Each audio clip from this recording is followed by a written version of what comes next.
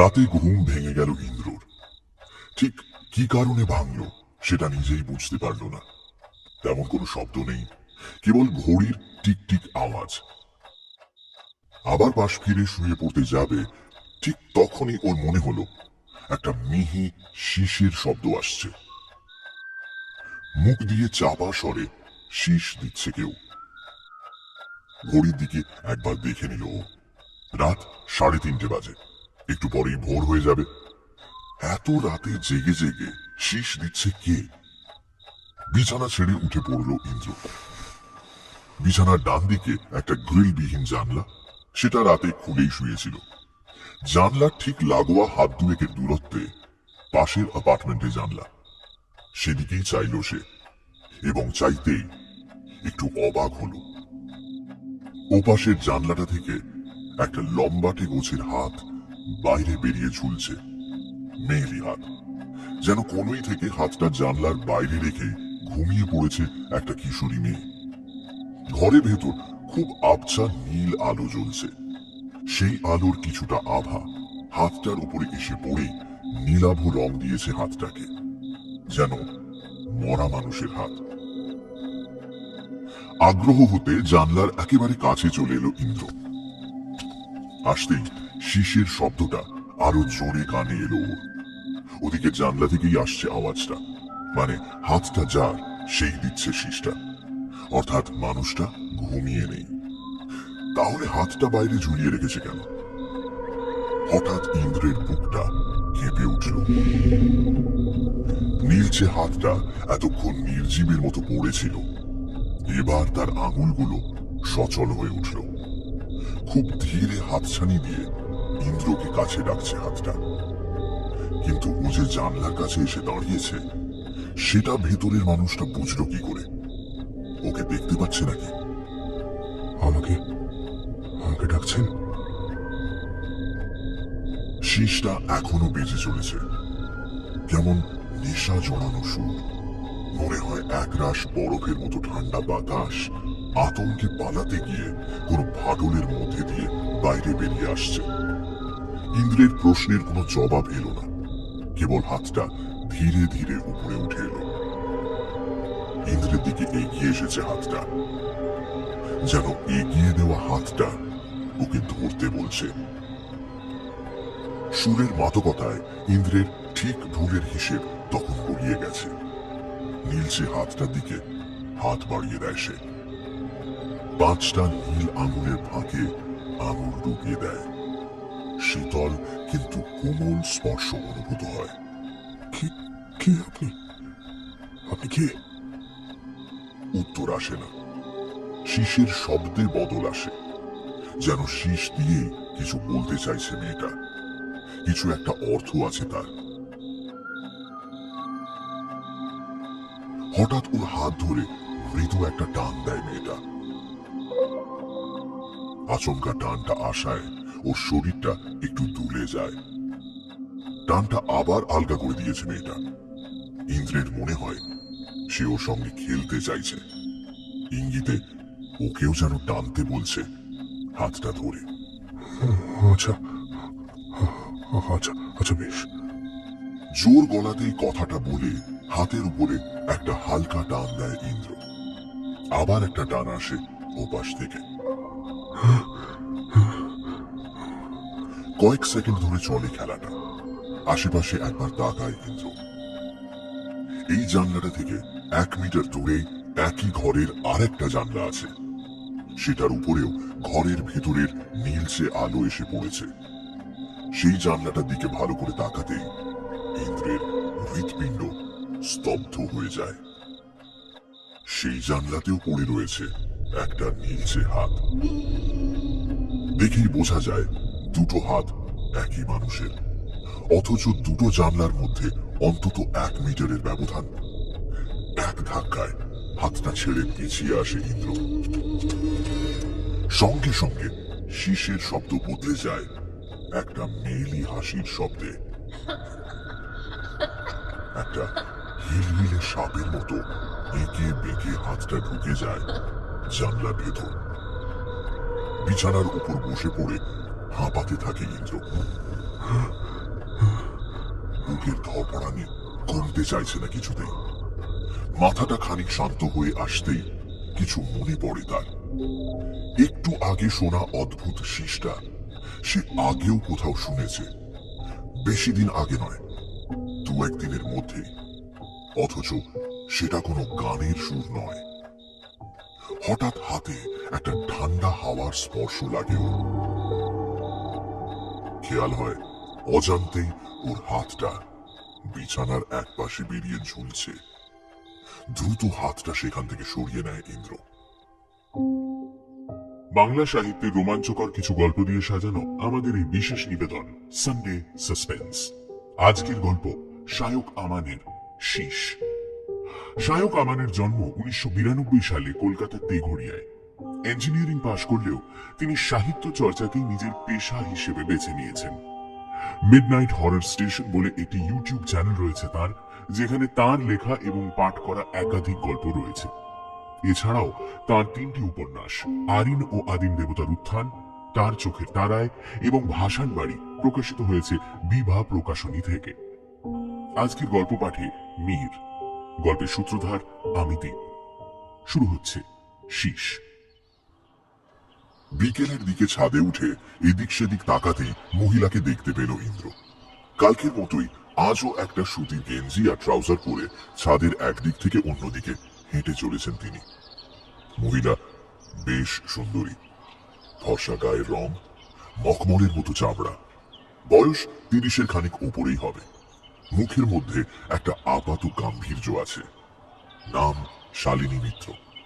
এই কদিনে বিকেলে ছাদে হাঁটার সময় পরিচয় হয়েছে ইন্দ্রের সঙ্গে। কয়েকদিনের আলাপেই সে বন্ধুত্ব গাঢ় হয়েছে। কাল রাত থেকে শালিনীর মুখটাই ঘুরে ফিরে মাথায় আসছিল ইন্দ্র। কাছে বড় মাঠে কিছু একটা পুজো হচ্ছে। দূর থেকে চাপা গুঞ্জন আর স্পিকারে চলা হিন্দি গানের আওয়াজ ভেসে আসছে। তবে বিকেলের এলোমেলো বাতাসে এই নির্জন ছাদে ব্যাপারটা মন্দ লাগছে না। আজ আপনার দেরি হলো যে? এই কাজ ছিল একটু। আচ্ছা, আপনাকে একটা কথা জিজ্ঞেস করবো, যদি কিছু মনে না করেন। বেশ তো, বলুন না। খুব সামান্য ব্যাপার। আসলে কাল এখানেই হাঁটতে হাঁটতে গুনগুন করে একটা শীষ দিচ্ছিলেন আপনি। ওটা আমার খুব চেনা চেনা লাগছিল জানেন, কিন্তু কিছুতেই মনে করতে পারছি না। মনটা খচখচ করছিল সারাদিন। তাই আজ ভাবলাম হুম, ওটা তো আপনার চেনার কথা নয়। ওই সুরটা মা আমাদের দুই বোনকে শিখিয়েছিল। আপনি হয়তো অন্য কিছুর সঙ্গে গুলিয়ে ফেলছেন। ও, তাহলে তাই হবে। ইন্দ্র একটু অপ্রস্তুত হয়ে পড়ে। কাল বিকেলে এই মহিলার মুখে সুরটা ও শুনেছে। সেদিনই রাতে শুনেছে জানলার ওপারের ওই মেয়েটার মুখে। দুজনের মধ্যে কি যোগাযোগ আছে কিছু? ইন্দ্র কিভাবে প্রশ্নটা করবে বুঝতে পারল না। আচ্ছা, আপনি তো অনেকদিন আছেন এখানে। আমার জানলার লাগোয়া অ্যাপার্টমেন্টটায় কারা থাকে জানেন? আপাতত কেউ থাকে না। ওটা আমারই ফ্ল্যাট, ফাঁকা পড়ে আছে। আপনার? ফ্ল্যাট কেনার সময় ভেবেছিলাম আপনার ফ্ল্যাটটাই কিনবো। মনে হতো মাঝে মাঝে খোলা জানলা দিয়ে ভেতরে তাকালে নিজের ছেলেবেলাটাকে, নিজের বোনটাকে দেখতে পাবো। কিন্তু না, পারলাম না।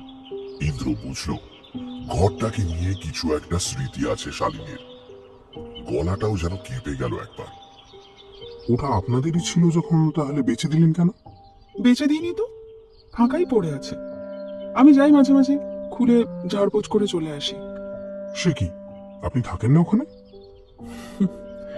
সবার মতো আমার ছেলেবেলাটাও তো সহজ ছিল না জানেন। ওখানে থাকতাম মা, আমি আর আমার বোন মালিনী। তখন আমার 20-র আশেপাশে বয়স, বোনের 14।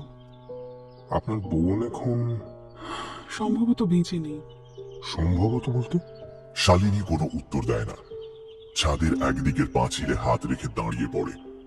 গানের আওয়াজ ক্ষীণ হয়েছে ততক্ষণে।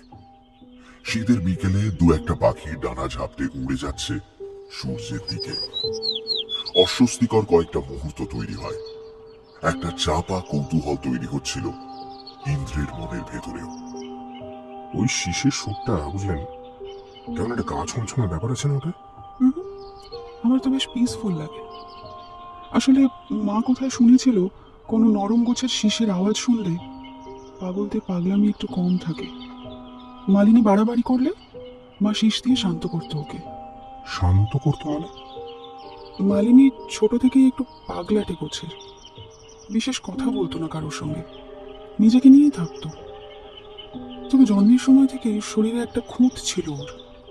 ওর হাত পাগুলো ভীষণ ছোট ছোট ছিল। ও জন্মানোর পরপরই আমাদের বাবা মারা যায়। দুটো মেয়েকে সামলাতে পারবে না বলে মা ওকে ছোটবেলায় একটা বোর্ডিংয়ে দিয়ে দেয়। তবে সেখানে বেশি দিন থাকতে পারেনি। ছেলেমেয়েরাও শারীরিক গঠন নিয়ে সারাক্ষণ ঠাট্টা করত। শেষে একসময় ব্যাপারটা একেবারে অ্যাবিউজের জায়গায় পৌঁছয়। যাই হোক, বোর্ডিং ছেড়ে বাড়ি যখন ফিরে এলো, তখন আমি আর মা একটা জিনিস লক্ষ্য করলাম। এতটা অ্যাবিউজের জন্যই হয়তো ওর মধ্যে নিজেকে আঘাত করার একটা প্রবণতা জন্মেছিল। মানে যে করেই হোক নিজের শরীরের ওই খুঁতগুলোকে মেরামত করতে হবে। বোর্ডিং থেকে ফেরার পর আমরা দেখলাম একটা অদ্ভুত অভ্যেস হয়েছে ওর। থেকে থেকেই ও নিজের একটা হাত দিয়ে আরেকটা হাত টানতে থাকতো। মনে হয় ওখানেই কারোর কাছে শুনেছিল ওভাবে টানলে নাকি হাতগুলো খানিকটা লম্বা হতে পারে। একটু থেমে শ্বাস নিল শালিনী। ইন্দ্রের মনে পড়ে গেল কাল রাতে জানলার সেই হাতটাও মৃদু চাপে টানতে বলছিল ওকে। তাহলে কি? সময়ের সঙ্গে সঙ্গে ব্যাপারটা বাড়তে থাকে। অভ্যেসটা অবসেশনের জায়গায় দাঁড়িয়ে গেছিল, বুঝলেন? মাঝে মাঝে এত জোরে টানতো, মনে হতো এই বুঝি কাঁধ থেকে আলগা হয়ে যাবে হাতটা। আমি আর মা মিলে বোঝাতাম ওকে, শুনতো না। বকাঝকা দিতাম, ঘরে বন্দি করে রাখতাম, কিছুতেই কিছু লাভ হতো না। ওটা যত বড় হতে লাগলো, তত নিজের শরীর নিয়ে আরো কিছু অবসেশন জন্মালো ওর। ছুরি বা ব্লেড জাতীয় কিছু পেলেই মুখের ওপর নানা কাটাকুটি করে নিজেকে সুন্দর বানানোর চেষ্টা করত। কিন্তু সুন্দর তো দূরের কথা, তাতে মুখটা আরো বিকৃত হয়ে যেত। শেষে এক সময় এত বিভৎস হয়ে গেছিল ওর মুখটা যে নিজেই আর ঘর থেকে বের হতে চাইতো না। ঘরের মধ্যে বন্দি থেকে নিজের মুখ নিয়ে কাটাকুটি করত। কখনো ওর মনে হতো জিভটা একটু বড় হওয়া দরকার, সেটা নিয়ে টানতে টানতে এক সময় বাকশক্তি হারিয়ে ফেললো। একবার মনে হলো চোখ দুটো নাকি ছোট ছোট, ফলে চোখের পাতা দুদিকে টেনে চোখ বড় করার চেষ্টা করত। আমরা সাধারণত ধারালো কোনো জিনিস ওর আশেপাশে রাখতাম না, কিন্তু একদিন কিভাবে জানি একটা প্লেট পেয়েছিল, সেটা দিয়ে চোখের কোণটা চিড়ে আমি আর মা বাড়ি ফিরে ছুটে গিয়ে ওকে দেখতে পেয়ে আতঙ্কে চিৎকার করে উঠেছিলাম। সেদিন দেখলাম চোখের দুপাশ দিয়ে গল গলিয়ে রক্ত পড়ছে, সমস্ত মুখ রক্তে ভেসে যাচ্ছে, আর ওই জানলার গ্রিলের মধ্যে কবজি অব্দি হাতটা ঢুকিয়ে সজোরে টানতে টানতেও জোরে জোরে হাসছে।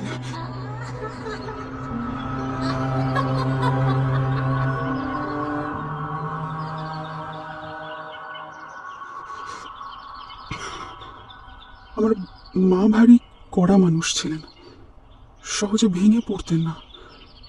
কিন্তু সেদিনের ঘটনায় মা নিজেও ভীষণ ভয় পেয়ে যান। সে কি? এ তো সিরিয়াস প্রবলেম। আপনারা কোনো মানসিক হাসপাতালে যোগাযোগ করেননি? মা ভীষণ ভালোবাসতেন মালিনীকে, এক মিনিটও চোখের সামনে থেকে সরতে দিতেন না। অ্যাসাইলামে কি করে রেখে আসবে বলুন তো? তার থেকে ঘরে রেখে বুঝিয়ে সুঝিয়ে। তারপর? তারপর আর তেমন কিছু না। পাগলামিটা দিন দিন বেড়েই উঠছিল। রাস্তা থেকে যেতে যেতে লোকে দেখতো জানলার গ্রিলের মধ্যে হাত ঢুকিয়ে সজোরে টানছে ও। তারা চিৎকার করে মাকে ডেকে দিত, মা ওকে ছাড়িয়ে আনতো। এরকম করতে করতেই একদিন মালিনীকে আর খুঁজে পাওয়া গেল না। পাওয়া গেল না মানে? ও কি বাড়ি ছেড়ে বেরিয়ে গেছিল? তাই হবে হয়তো। দরজা খোলা পেয়ে দুপুরে কখন বেরিয়ে গেছে আমরা বুঝতেই পারিনি। ও চলে যাওয়ার শোকেই মা শেষ হয়ে যায়। তারপর আর 5 বছর বেঁচে ছিলেন, সে একরকম না বাঁচার মতো। আপাতত আমি একাই আছি, একটা বেসরকারি অফিসে চাকরি করি, ব্যাস। তবে ওই ফ্ল্যাটটায় আর থাকতে পারি না। বলা শেষ করে দম নেয় শালিনী। এতক্ষণে বিকেল আর একটু সন্ধ্যের দিকে ঢলে পড়েছে। ছাদের উপরে কয়েকটা বাচ্চা ছেলে মেয়ে দৌড়োদৌড়ি করছিল। এতক্ষণ তারা সবাই নেমে গেছে নিচে। ইন্দ্র পকেট থেকে বের করে একটা সিগারেট ধরালো। এই দেখুন, আপনার সঙ্গে এতটা বন্ধুত্ব হয়ে গেল, এদিকে আপনি কি করেন সেটাই জানা হলো না। আমিও বেসরকারি চাকরি করি বলতে পারেন। তবে অফিস নয়, চেম্বার। আপনি ডাক্তার? আগে হ্যাঁ, তবে শরীরের না, মাথার। সাইকিয়াট্রিস্ট? দেখুন, আমারও কিন্তু মাথায় একটা ছোটখাটো সমস্যা আছে, ওই হেরিডিটারি আর কি। তার উপর একা একা থাকি, দরকার পড়লে দরজা খটখটাবো কিন্তু। আর তাতে অসুবিধা নেই, কিন্তু রাত বিরেতে এলে খটখটানোর বদলে শীষ দিয়ে ডাকবেন না প্লিজ, পিলে চমকে যাবে। ইন্দ্রের একবার মনে হয় কাল রাতের ঘটনাটার কথা কি বলা উচিত মহিলাকে। যে হাতটা কাল রাতে জানলায় ও দেখেছে সেটা কি তবে মালিনী মিত্রের? কিন্তু উদ্দেশ্য কি তার? শেষ বেলার মিঠে আলোয় শালিনী মিত্রের মুখের দিকে তাকায় ইন্দ্র। ভারী মিষ্টি মুখটা, বোনের মতো তার হাত পাগুলো ছোটখাটো নয়, চেহারায় একটা স্মার্টনেস আছে।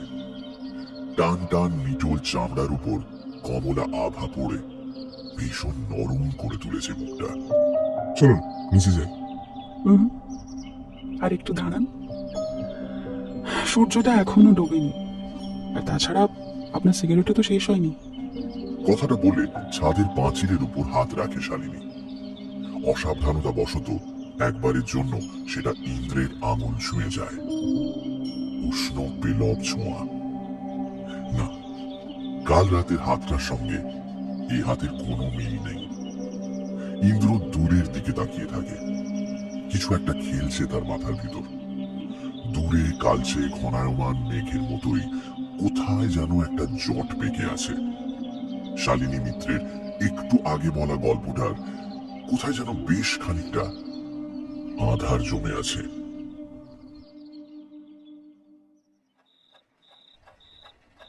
আজ রাতে আলো জ্বালিয়ে শুয়েছিল ইন্দ্র। শুতে যাওয়ার আগে জানলার বাইরে তাকিয়ে নিয়েছে একবার। আজও ওদিকের ফ্ল্যাটের জানলাটা খোলা, কিন্তু হাতটা নেই। তাও বুকের ভেতরটা ছ্যাঁত করে উঠেছে তার। ঘুমটা হঠাৎ ভেঙে গেল, কিন্তু চোখের পাতা খুলল না। তার একটা কারণ, ওর চোখের পাতায় আলো পড়ছে না, অথচ পড়ার কথা। লোডশেডিং নয়, কারণ পাখা চলার শব্দ আসছে, অর্থাৎ কেউ বা কিছু একটা ওর মুখ আড়াল করে রেখেছে। চোখ বন্ধ করেই অনুভব করল ইন্দ্র ওর একটা পা বেরিয়ে আছে বিছানার বাইরে, আর ঝুলন্ত পায়ের ঠিক নিচেই কিছু একটা ঘোরাফেরা করছে।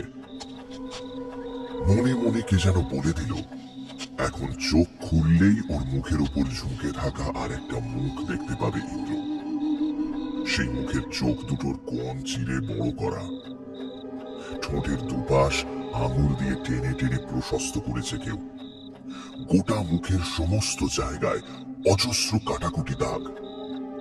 মুখ থেকে বেরিয়ে আসছে একটা দীর্ঘ জিভ। এক কান থেকে অন্য কান অবধি ছুঁয়ে গেছে একটা নিঃশব্দ হাসি। ধীরে ধীরে ওর বুক ছুঁয়ে মুখের কাছে উঠে আসছে একটা দীর্ঘ হাত। ঘন নিঃশ্বাস পড়ছে ওর মুখে। সাপের মতো লিকলিকে দীর্ঘ হাতটা জড়িয়ে যাচ্ছে ওর গলায়। সেই সঙ্গে খুব মৃদু স্বরে শীষ দিচ্ছে কেউ, চেনা শীষের শব্দ। চোখ খুলল ইন্দ্র। না, কেউ নেই সামনে, ঘর ফাঁকা। হঠাৎ ওর চোখ চলে গেল জানলার দিকে। একটা মানুষের অবয়ব ফুটে রয়েছে ওখানে। একটা মেয়ে পাশের জানলা থেকে কোমরে ভর দিয়ে যতটা সম্ভব শরীর এগিয়ে দিয়েছে সামনের দিকে। ইন্দ্র উঠে এগিয়ে গেল সেদিকে। গাটা শিউরে উঠল তার। মেয়েটার মুখটা স্পষ্ট দেখা যাচ্ছে এখন। কাটা ছেঁড়া বিভৎস একটা মুখ, সেই সঙ্গে চোখ আর ঠোঁট দুটো সুতো দিয়ে সেলাই করে বন্ধ করে দিয়েছে কেউ। ইন্দ্রর মনে হলো মেয়েটা ওকে বলছে সেলাই খুলে দিতে। সে গিয়ে দাঁড়ায় মেয়েটার সামনে। অজান্তেই ওর একটা হাত উঠে আসে। ঠোঁটের কোণ থেকে বেরিয়ে থাকা সেলাইয়ের সুতোটা টান দেয় সে। ভীষণ আলতো করে সেলাই করা আছে ঠোঁট দুটো। সুতোটায় টান দিলেই খুলে আলাদা হয়ে যাচ্ছে সেটা। ওর আঙুলে নরম ঠোঁটের স্পর্শ লাগে। সুতোটা খুলে দিয়ে মেয়েটার চোখের সুতো দুটো আলাদা করে দেয় ইন্দ্র। কয়েক সেকেন্ড সেইভাবেই দাঁড়িয়ে থাকে মেয়েটা। তারপর ধীরে ধীরে তার খুলে যাওয়া মুখের ফাঁক থেকে একটা জিভ বেরিয়ে আসে। বিরাট বড় একটা জিভ প্রায় গলা অবধি বেরিয়ে ঝুলতে থাকে। কিছু একটা উচ্চারণ করার চেষ্টা করে সে, কিন্তু জিভটা লম্বা হওয়ার দরুন পারে না। সাপের মতো দুলতে থাকে জিভটা। এবার তার চোখ দুটো খোলে, পোর্সিলেনের মতো সাদা চোখ। তাও ইন্দ্র বুঝতে পারে মেয়েটা ওর দিকেই চেয়ে আছে। এখনো আগের মতোই লম্বা জিভ দিয়ে শব্দ করে চলেছে মেয়েটা, চাপা গঙ্গানির শব্দের মতো। হঠাৎ নিজের দুটো হাত দিয়ে ইন্দ্রের চোখ ঢেকে দেয় মেয়েটা। সবকিছু ভীষণ শান্ত হয়ে যায়। ইন্দ্রের মনে হয় একটা অদ্ভুত আধারে হারিয়ে যাচ্ছে ও।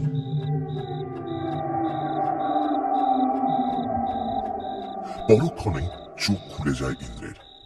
ও দেখে ওর সামনে এখন মেয়েটা আর নেই। তারপর বদলে উল্টো দিকে জানলাটা পরিণত হয়েছে একটা আয়নাতে। সেই আয়নায় ইন্দ্রের নিজের মুখটা দেখা যাচ্ছে। তবে সে মুখ আর মুখ নেই, যেন সমস্ত চামড়া উঠে গিয়ে এক বিভৎস রক্তাক্ত মাংসপিণ্ডে পরিণত হয়েছে মুখটা। ইন্দ্র ভয় পেয়ে চিৎকার করে ওঠে, কিন্তু ওর মুখ দিয়ে বেরোয় একটু আগে শোনা সেই চাপা শব্দটা। আয়নার পিছন থেকে ভেসে আসে একটা মেয়েলি পৈশাচিক হাসির শব্দ।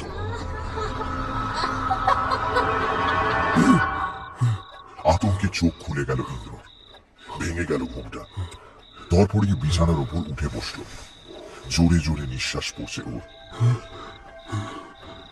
দুঃস্বপ্ন দেখলো এতক্ষণ, মানে কি এই স্বপ্নটার?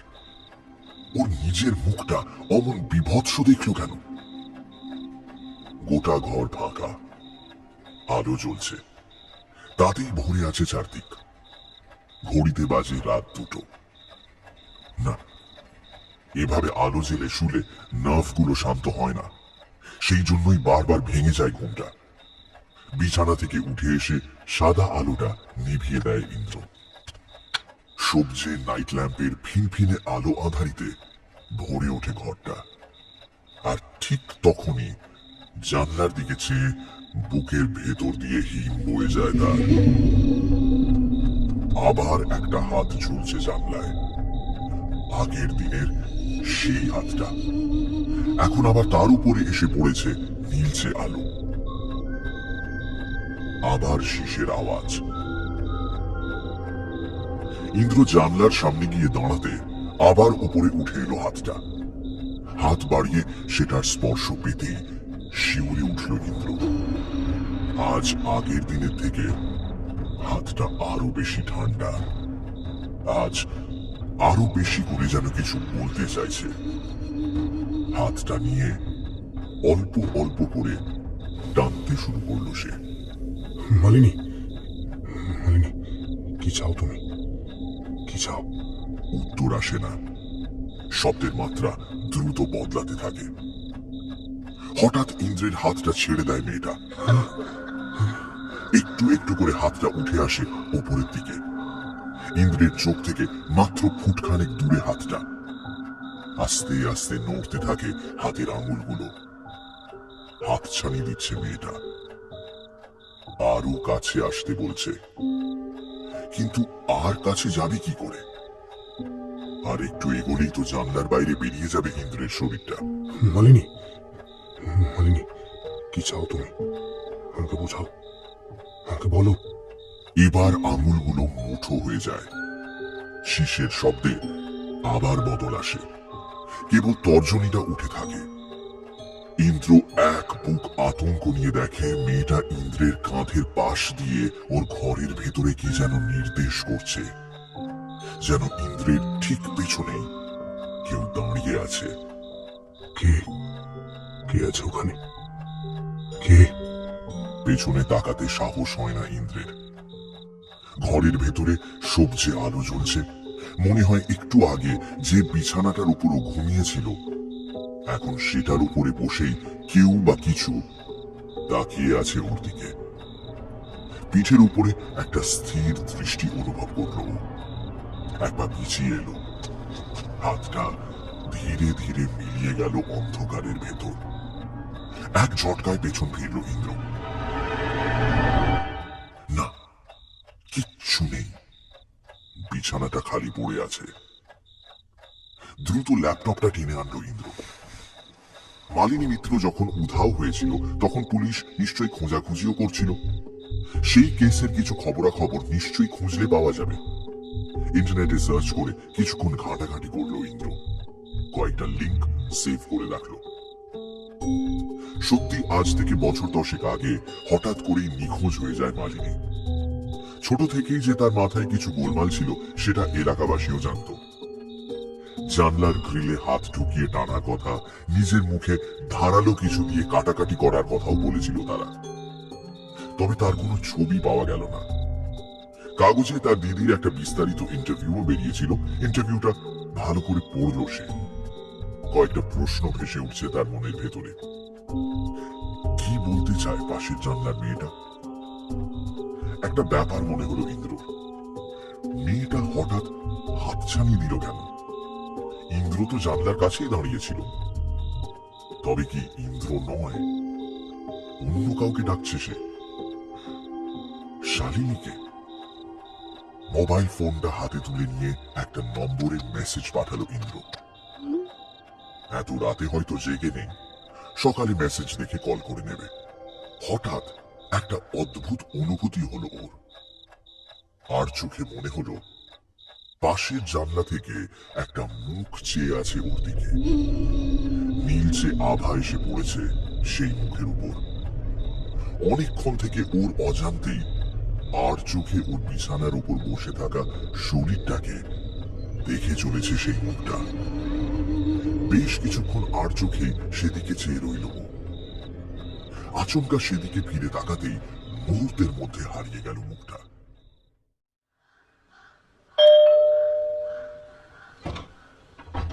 দরজায় কলিং বেল টিপতেই একটা বছর 15 বাচ্চা মেয়ে দরজা খুলে দিল। ভুরু তুলে আগন্তুকের দিকে চেয়ে জিজ্ঞেস করলো, কাকে চাই? শালিনী দেবী আছেন? কে এসেছে রে বলো? ওহো, তুমি! জানতাম তুমিই আসবে এখন।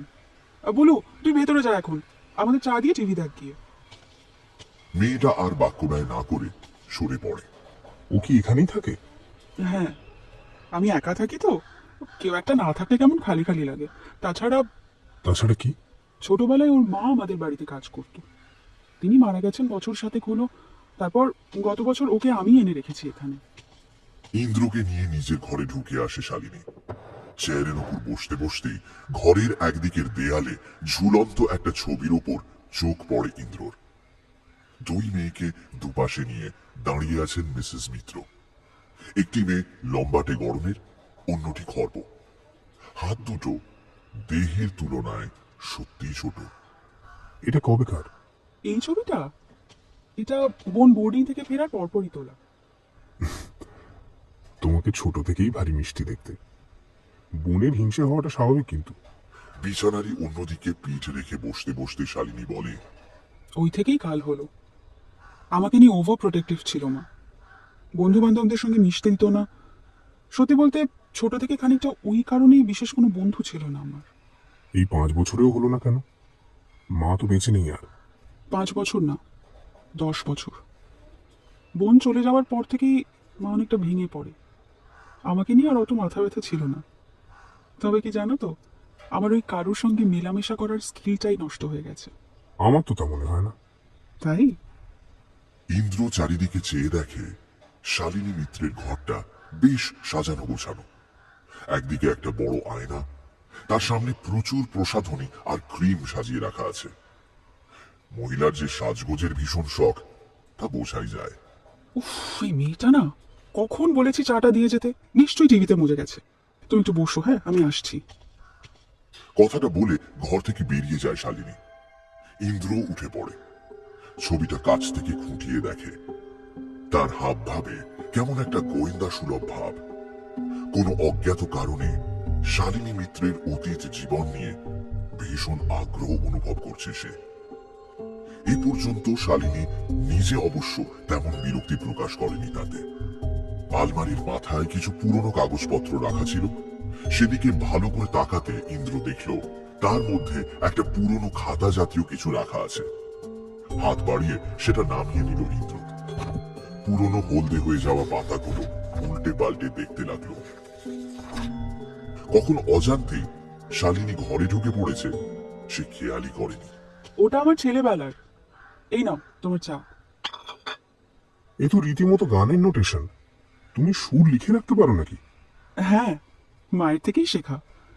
ওই সুরটা দাও দাও, এদিকে দাও, একটা জিনিস দেখাই। খাতাটা হাতে নিয়ে পাতা উল্টোতে থাকে শালিনী। একটা জায়গায় এসে থেমে গিয়ে বলে, এই দেখো, শীষের সুরটা লেখা আছে।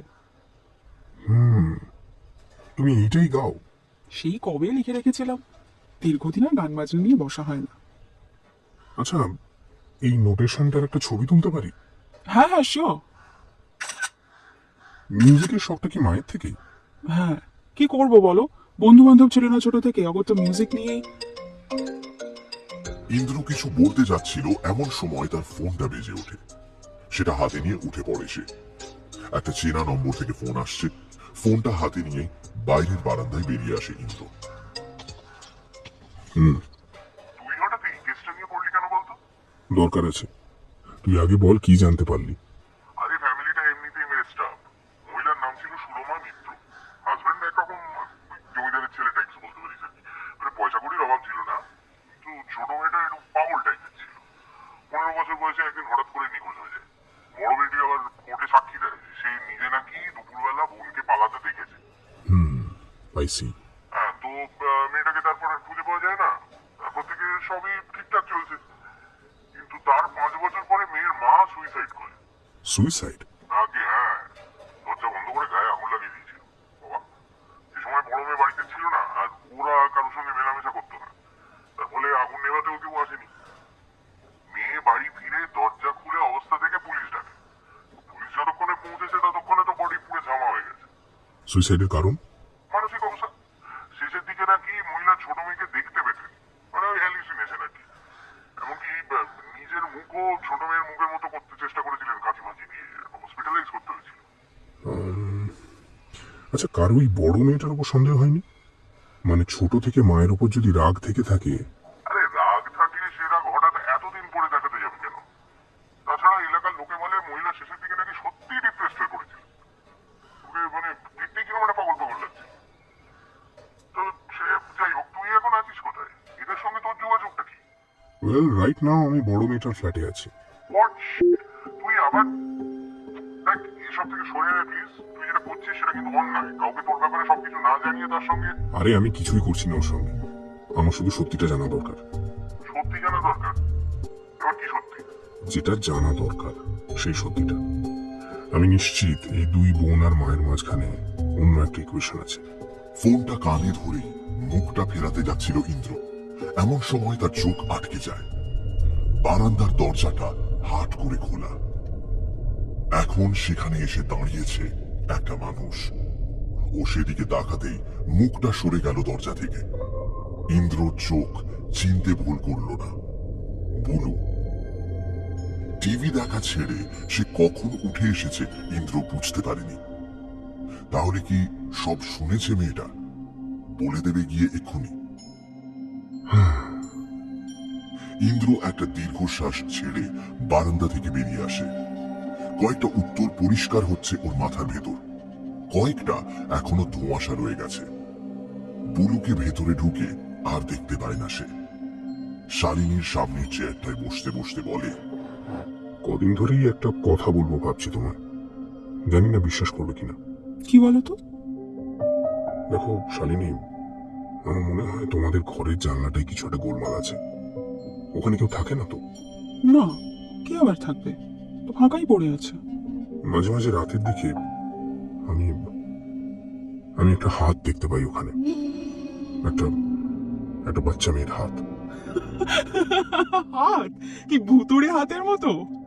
আমার মনে হয় ওই মেয়েটা আমাকে কিছু বলতে চায়। দেখ, ওখানে কেউ থাকে না, আমি নিজে তালা দিয়ে ওটায়। তোমার মাথা খারাপ হয়েছে নাকি? আমি মিথ্যে বলছি না, ট্রাস্ট মি। চাইলে তোমাকে দেখাতেও পারি। বেশ, দেখাও, আই উইল ট্রাস্ট দেন। ওকে, কাল রাতটা আমার রুমেই কাটিও তুমি। আমার মনে হয় ব্যাপারটা যদি সত্যি হয়, তাহলে শুধু আমাকে না, সে তোমাকেও কিছু বলতে চায়। ঘণ্টাখানেকের মধ্যে শালিনী মিত্রের ফ্ল্যাট থেকে বের হয়ে আসে ইন্দ্র। মাত্র কয়েকটা দিনে মহিলার সঙ্গে প্রগাঢ় একটা বন্ধুত্ব তৈরি হয়েছে ওর।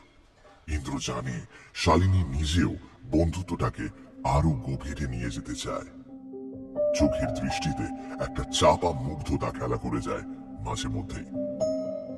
তবে কেবল মুগ্ধতা নয়, ইন্দ্রের মন বলছে শালিনী মিত্রের চোখে মুগ্ধতা ছাড়াও আরো অন্ধকার কিছু লুকিয়ে রয়েছে, কেবল সেটা খুঁজে নেবার অপেক্ষা।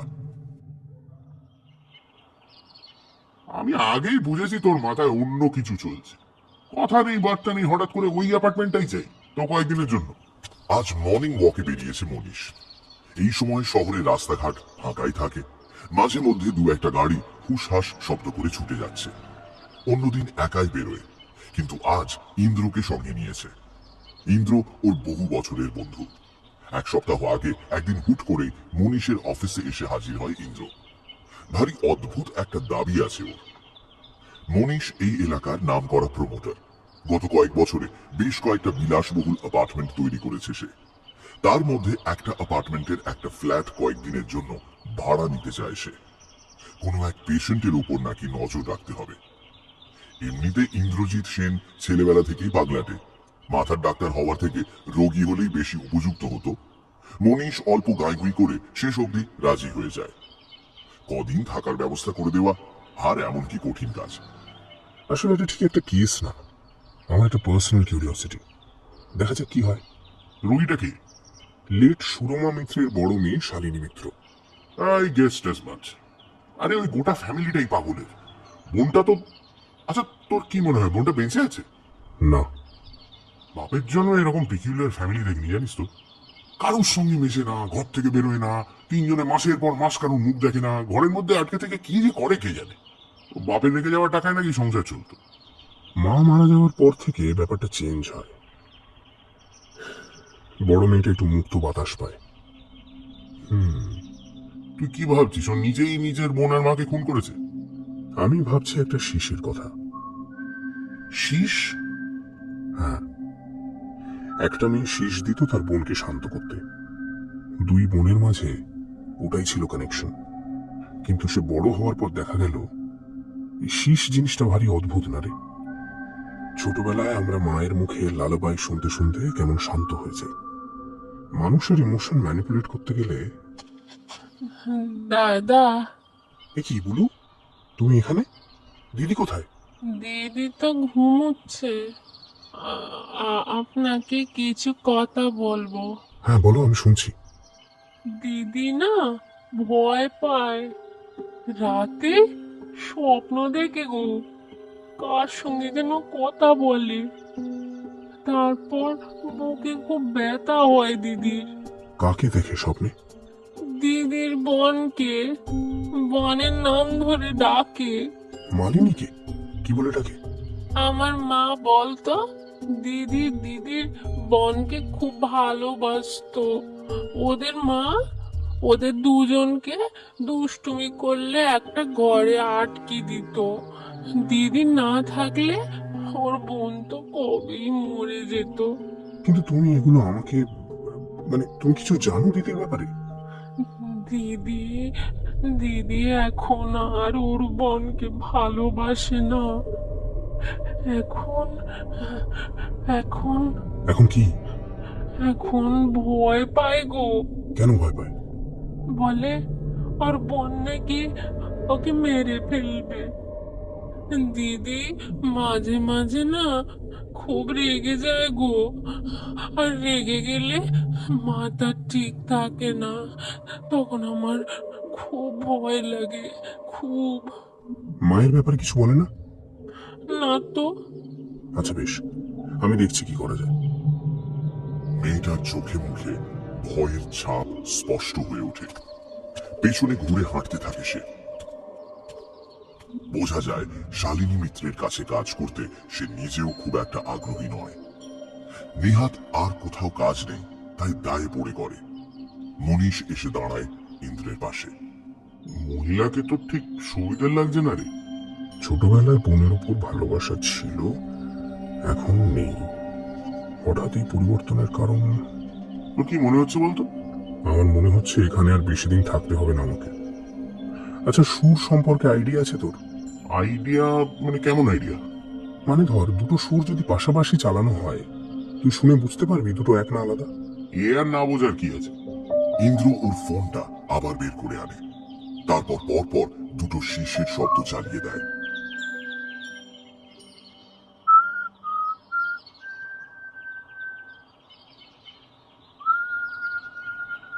একটা গাইছেন শালিনী মিত্র, ইন্দ্রের ফোনেই রেকর্ড করা।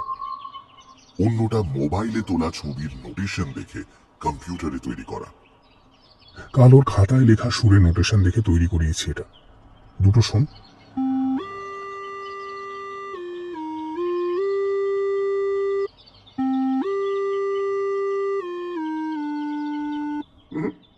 শুনতে একরকম হলেও মানে শুরুটা এক, কিন্তু মাঝখানটা কিন্তু অন্যরকম।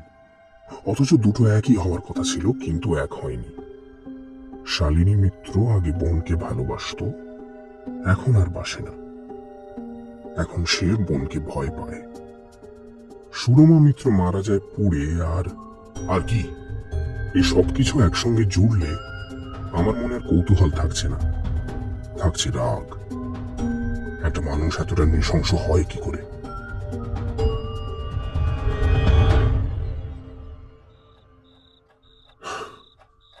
না, আজ রাতে মনে হয় না আর কিছু দেখা যাবে। মানসিক রোগীদের চিকিৎসা করা তোমার কাজ। তুমি নিজেই যদি রোগী হয়ে যাও তাহলে তো হয়েই গেল। আমি একটা ব্যাপার ভাবছিলাম, জানো? কি? আচ্ছা, ধরে নিলাম তোমার এই বোন মালিনী, এর আত্মা ওই ঘরটার ভেতরে বন্দি আছে, সে বেরিয়ে আসতে পারছে না। কিন্তু সে জানলা দিয়ে কেবল হাত বাড়িয়ে দেয় কেন? তার মুখ দেখাতে কি অসুবিধা? তোমাকে তো আগেই বলেছি, ওর মুখটা বিকৃত হয়ে যাওয়ার পর থেকে ও মুখটা আর কাউকে দেখাতে চাইতো না। তা কি করে হয়? মুখটা তো ও নিজেই বিকৃত করেছিল। তুমি বলেছিলে তোমরা বাড়ি ফিরে দেখেছিলে রক্তাক্ত মুখ নিয়ে ও হাসছে, অর্থাৎ ওর চোখে ওকে সুন্দরী লাগছিল তখন। তাহলে দেখো, মালিনীর আত্মা তোমাকে দেখা দেয়, আমার এটাই বিশ্বাস হয় না। এছাড়াও আরো একটা প্রশ্ন করছে মাথায়। উফ, আবার প্রশ্ন? কি বলো? তোমার মা মালিনীকে এত ভালোবাসতেন, যে মেয়ে হারিয়ে গেছে বলে বাকি জীবন হতাশায় কাটিয়ে দিলেন, তিনি অত ছোট একটা মেয়েকে বোর্ডিং এ পাঠালেন কেন? আর যদি পাঠালেনি, তাহলে সেই মেয়ে এমন উন্মাদ হয়ে যাওয়ার পর তাকে কাছে রাখার জন্য মেন্টাল ইনস্টিটিউশনে দিলেন না? কেমন গোলমাল লাগছে না? তোমার কি মনে হচ্ছে বলো তো? কি বলতে চাইছো? আমার কেন জানি না মনে হচ্ছে তোমার মায়েরও মাথার ব্যায়াম কম ছিল না। তবে সেটা যে ঠিক কি ধরনের? হঠাৎ ইন্দ্র অনুভব করে শালিনীর একটা হাত ওর কোনোই চেপে ধরছে। মৃদু চাপে ওর দিকে ফিরিয়ে নিতে চাইছে ইন্দ্রর দৃষ্টি। ইন্দ্র ঘুরে দাঁড়ায়। শালিনী মিত্রের কোমল মখমলের মতো চামড়ার উপর এসে পড়ছে ঘরের সবজে আলো। আলোর দুটি জ্বলছে ওর চোখে। আদুরে একটা হাসি খেলা করছে ঠোঁটের কোণে। কি অদ্ভুত লোক তুমি, দেখো সারা রাত এই নিয়ে কথা বলে যাবে? তাহলে কি নিয়ে বলবো বলো? আমাকে নিয়ে? আচ্ছা, আমাকে দেখে কি মনে হয় তোমার? জানি না, তবে ভীষণ চেনা মনে হয়, সেই প্রথম দিন থেকে। কিন্তু জানি না কেন। আমারও। দুটো হাত ইন্দ্রর দুগালে রাখে শালিনী। আচ্ছা, এখন এভাবে দাঁড়িয়ে কি করতে ইচ্ছে করছে তোমার? কিছু শুনতে ইচ্ছে করছে তোমার থেকে। কি? ওই যে শীষটা, যেটা মায়ের কাছ থেকে শিখেছিলে। ধুর, সারাক্ষণ এসব নিয়ে পড়ে থাকো কেন বলো তো? পারবো না, আমার এখন ভালো লাগছে না। কিন্তু আমার যে ইচ্ছে করছে ভীষণ। শুনবে না আমার কথা? শালিনী মাথা নামিয়ে নেয়। ইন্দ্রের গলার স্বরে একটা চাপা আকুতি মিশেছিল, সেটা উপেক্ষা করা যায় না। ধীরে ধীরে রাতের হাওয়ায় ছড়িয়ে পড়ে একটা শীষের শব্দ। জানলা দিয়ে বেরিয়ে ধেয়ে যায় বাইরের নিকষ অন্ধকারের দিকে। চতুর্দিক মাতিয়ে তোলে আওয়াজটা। ইন্দ্র অপেক্ষা করতে থাকে কিছুর। তার বুকের ভেতরে শীষের শব্দটা প্রতিধ্বনিত হতে থাকে। কান খাড়া করে শুনতে থাকে সে।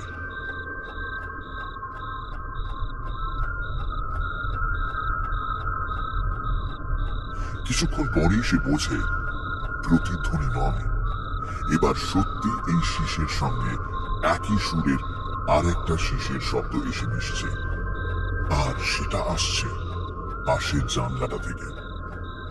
সে ঘুরে তাকায় জানলার দিকে। সঙ্গে সঙ্গে শালিনীর শীষের আওয়াজ থেমে যায়। সেও অবাক হয়ে ফিরে তাকায়।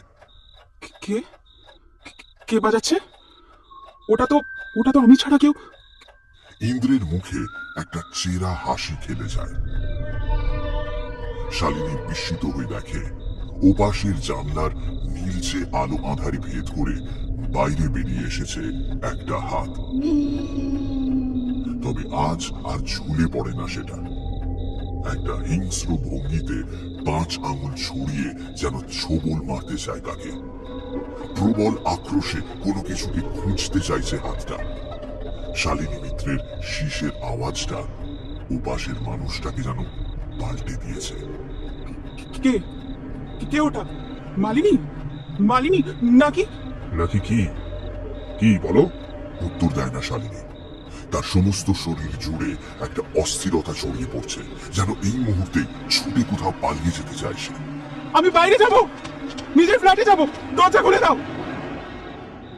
আমার একটা ভুল হয়েছিল ওদের বুঝতে। আমি ভেবেছিলাম শীষ যে দেয় আর যার হাত দেখা যায় দুজন একজনই। কথাটা বলেই জানলার দিকে হাত বাড়িয়ে দেয় ইন্দ্র, কিন্তু একটা নয়, দুটো হাত। আজ জানলার দিক থেকেও একটার বদলে দুটো নীলচে হাত বেরিয়ে আসে। দুটো একই মানুষের হাত নয়। জানলার ওপাশে অপেক্ষা করছে একটা নয়, দুটো নীলচে নারী দেহ। ওরা আজও আপনার ভীষণ বাধ্য মিসেস মিত্র। ওরা আজও ভীষণ ভয় পায় আপনাকে। আজও কেউ টেনে বের না করলে ওরা ঘর থেকে বেরিয়ে আসতে চায় না। তবে ওরা প্রতিশোধ নিতে চায়। আপনার উপরে ভীষণ ভীষণ রাগ ওদের।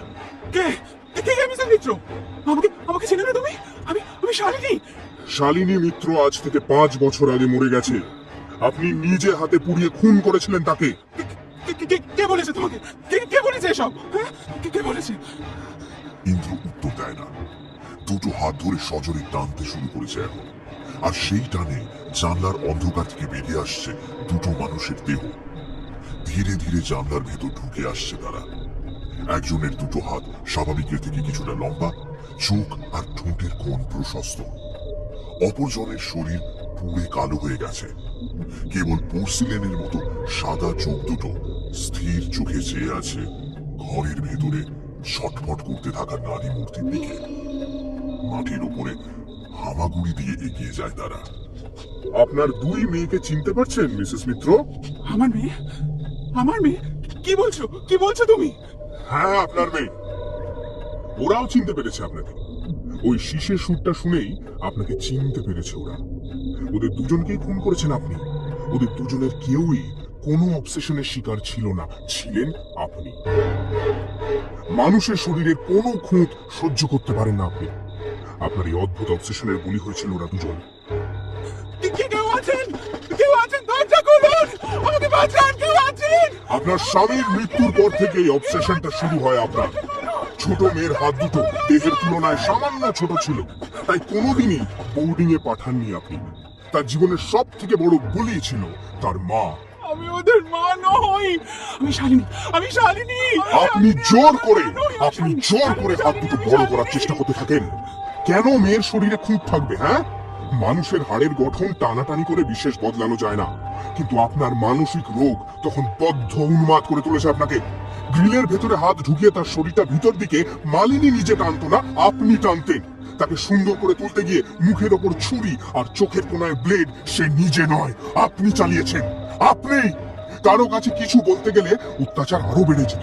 মেয়ে দুটো আপনাকে জমের মতো ভয় পেত। আপনার অবসেশন পূরণ করতে গিয়ে তার সমস্ত মুখ বিকৃত হয়ে যায়। সে আর ঘর থেকে বেরোতে চায় না, কাউকে মুখ দেখাতে চায় না।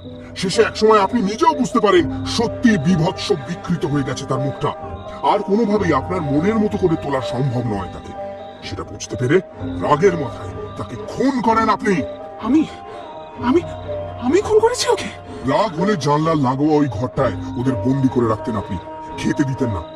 আপনার মেয়ে পাগল ছিল না, তার যন্ত্রণা হতো, কষ্ট অনুভব করতো আর 5টা সাধারণ মানুষের মতোই। তাকে একমাত্র শান্ত করত তার দিদির শীষের শব্দ। ঘরের ভিতরে অনাহারে যন্ত্রণায় ছটফট করতে থাকা মনকে শীষ দিয়ে শান্ত করত তার দিদি। আপনি কোনদিন বুঝতেও পারেননি কেন শীষ দিত সে। একদিন ঘরে আটকে রাখা অবস্থাতেই সে মারা যায়। সম্ভবত আপনি বুঝেছিলেন যেভাবে তার মুখটা বিকৃত হয়ে গেছে তাতে আর সুন্দর করে তোলা সম্ভব নয় তাকে। ফলে একদিন ঘরে বন্ধ করে রেখে তাকে খাবার জল কিছুই দিলেন না। সে মারা যাবার পর কদিন আপনার বড় মেয়েকে দিয়ে জানলার বাইরে হাত বের করিয়ে রাখলেন, যাতে পাড়ার লোক সাক্ষ্য দিতে পারে যে মেয়েটা তখনও বেঁচে ছিল। কিন্তু কিছুদিন পর তার উধাও হয়ে যাওয়ার খবর আপনি রটিয়ে দিলেন। লোকে জানতো আপনার মেয়ে মানসিক বিকৃতির শিকার ছিল। আপনার বড় মেয়েও সাক্ষ্য দিল বোন সত্যি বাড়ি ছেড়ে চলে গেছে। সে ভয় পেত আপনাকে, প্রতিবাদ করার কথা ভাবতেও পারেনি। তার তেমন কোনো বন্ধু বান্ধব ছিল না, কেউ গা করল না। হিলহিলে নীলচে শরীর দুটো ক্রমশ এগিয়ে এসেছে মিসেস মিত্রের শরীরের উপর।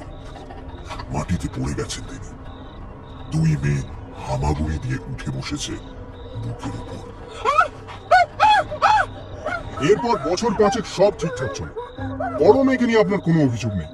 কিন্তু বয়স বাড়ার সঙ্গে সঙ্গে আপনি বুঝতে পারেন এবার আপনার নিজের শরীরে কিছু খুঁত দেখা দিচ্ছে। আপনার চামড়া কুঁচকে যাচ্ছে, চুল সাদা হয়ে যাচ্ছে, আপনার রূপের জৌলুস সময় চুরি করে নিয়ে যাচ্ছে। আপনার অবসেশন আবার মাথা চাড়া দিয়ে ওঠে। বয়সকে যে করেই হোক লুকোতে হবে। অপারেশন করে চামড়া পাল্টে ফেলা যায়, বয়স কমিয়ে নেওয়া যায়, কিন্তু তাতে লাভ কি? লোকে তো চেনে আপনাকে, তারা তো জানবে আপনার প্রকৃত বয়স। আপনাকে আশেপাশের লোকজনের চোখেও জোয়ান হতে হবে। সেদিন আপনার রুমের ঝুলন্ত ছবিটা দেখেই ব্যাপারটা স্পষ্ট হয় আমার কাছে। আপনার আর আপনার বড় মেয়ের মুখ আর চেহারা প্রায় একই ধরনের। কিছুটা সার্জারির সাহায্য নিয়ে যদি অবিকল তার মতো দেখতে হতে পারেন আপনি, তাহলে আবার জোয়ান হতে পারবেন। আবার জোয়ান হবার নেশা পেয়ে বসলো আপনাকে। নিজের মেয়েকে ওষুধ প্রয়োগ করে আচ্ছন্ন করে রেখে তাকে অবিকল নকল করতে শুরু করলেন আপনি। তার মতো করে হাঁটা চলা শিখলেন, শীষ দেওয়া শিখলেন। এই শীষ দেওয়া শিখতে গিয়েই হলো বিপত্তি। শালিনী তখনও শীষ দিত বটে, কিন্তু বোনের জন্য নয়, নিজেকে শান্ত করার জন্য, আপনার প্রতি বেড়ে ওঠা ঘৃণা প্রশমিত করার জন্য। মারা যাবার আগে সে আন্দাজ করেছিল আপনি ওকেও খুন করার চেষ্টা করছেন।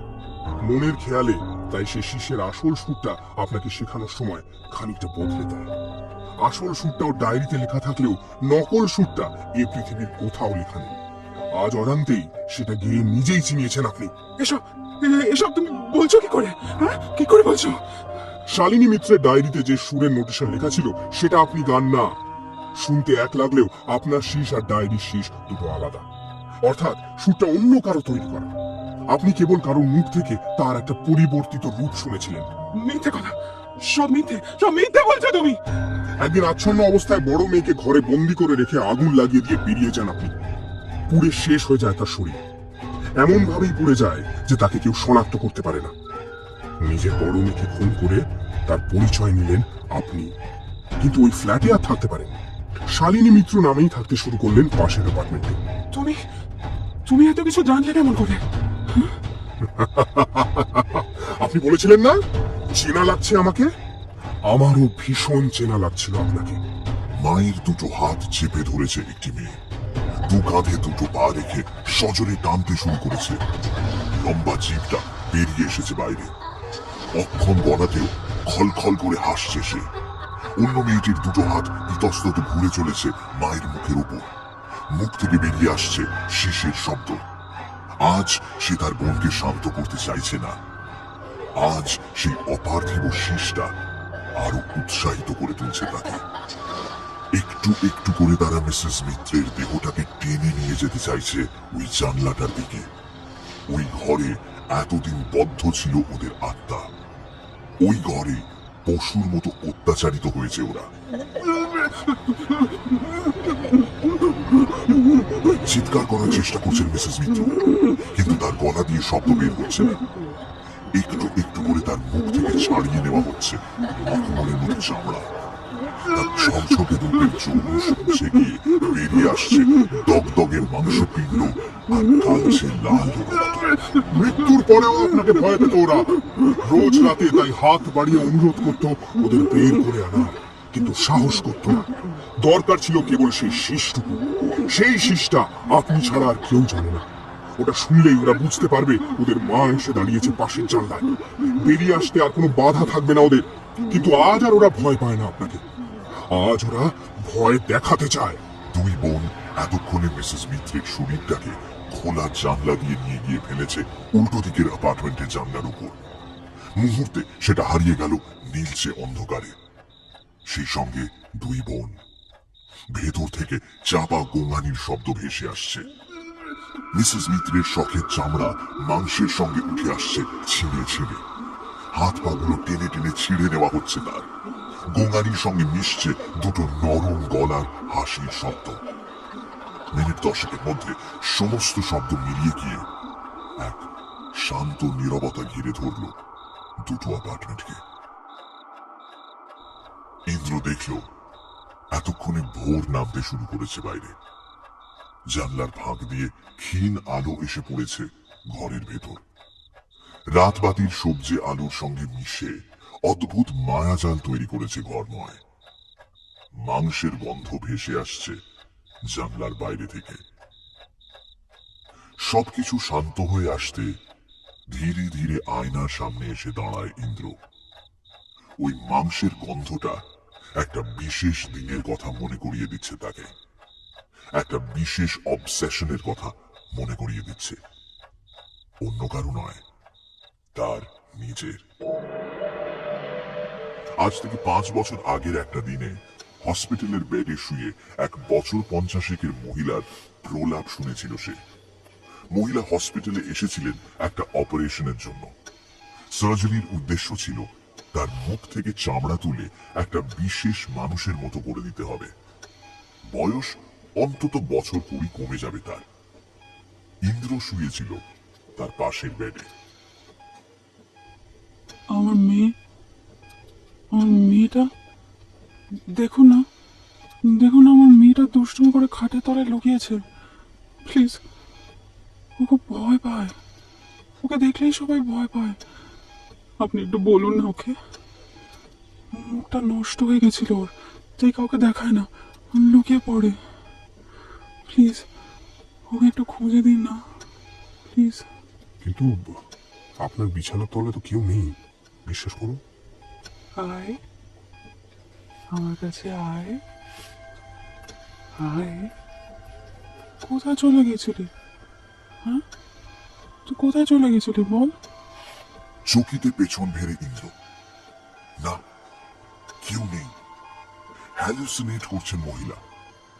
এতক্ষণ নীলচে আধারে মহিলার মুখ দেখা যাচ্ছিল না। এবার সে মুখ ওর মুখের একেবারে কাছাকাছি এসে পড়েছে। এক দৃষ্টে পুরুষটির মুখের দিকে তাকিয়ে আছেন মহিলা। সে মুখে অজস্র কাটাকুটির দাগ। ঠোঁটের কোণটা বেশ কিছুটা চেরা। সেই চেরা মুখেই হাসছেন তিনি। দুই মেয়ে আমার, একটা সেই ছোটবেলাতেই কোথায় চলে গেল। কি হলো বলুন তো? বয়স কমিয়ে ফেলার অবসেশনটা তারও ছিল। পাশাপাশি বেডে রাখা হয়েছিল দুজনকে। মাঝরাতে আলো নিভে যেতে মহিলা হ্যালুসিনেট করা শুরু করেন। ড্রাগের ঘুরে এক অপরিচিত মানুষকে নিজের জীবনের অদ্ভুত গল্প শুনিয়ে ফেলেছিলেন মিসেস মিত্র। সমস্তটা ইন্দ্র শুনতে পায়নি। যেটুকু শুনেছিল সেটা বিশ্বাস করতে পারেনি, তবে মন থেকে একেবারে মুছে ফেলতে পারেনি কথাগুলো।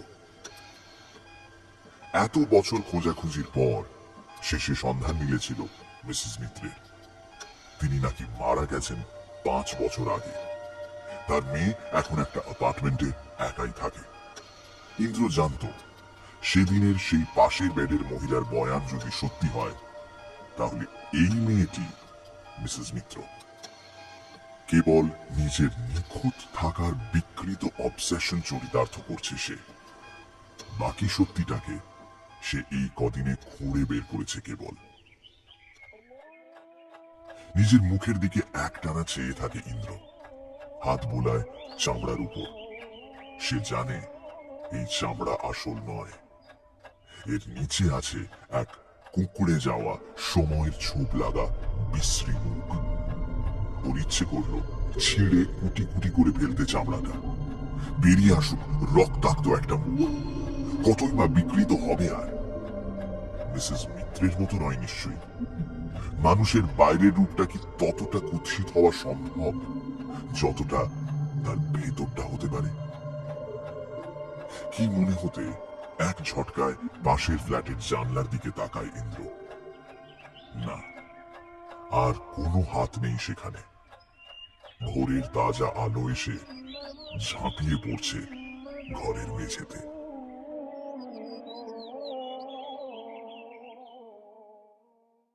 Sunday suspense